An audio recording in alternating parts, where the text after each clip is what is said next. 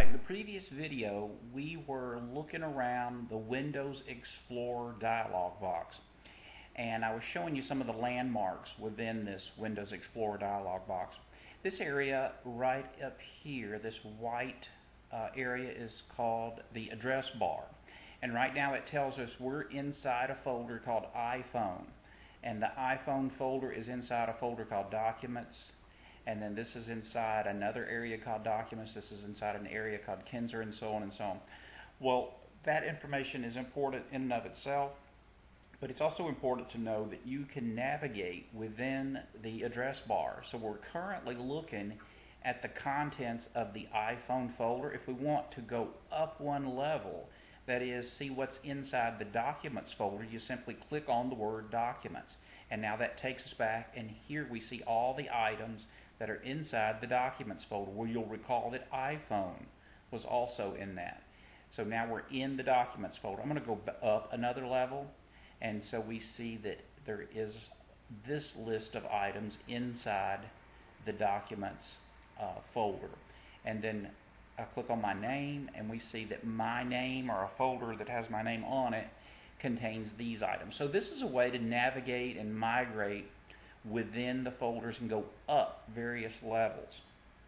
Another important item in the Windows Explorer dialog box is this search box. And let's just say you cannot think of where an item is, and you need to know where this is, because as I showed you in the attach video, you've got to have an idea of where your item is that you want to attach. So I'm going to go out on a limb and say I know the word scan is in something I'm looking for. So I'm going to type in SCAN.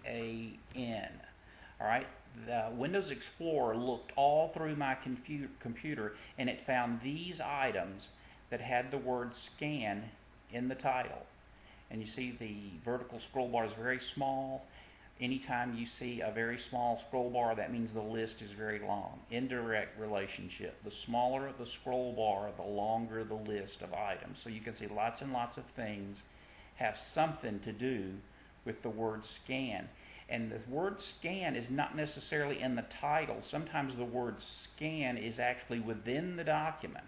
So if you remembered a word that was very, very, very unique, let's say you had the word armadillo in a letter, and armadillo is probably not a word you use very often, but you knew that you used the word armadillo in a letter. You could type armadillo up here. Your computer would then start searching through all of the items in your computer, and if it found the word armadillo, it would bring that file up.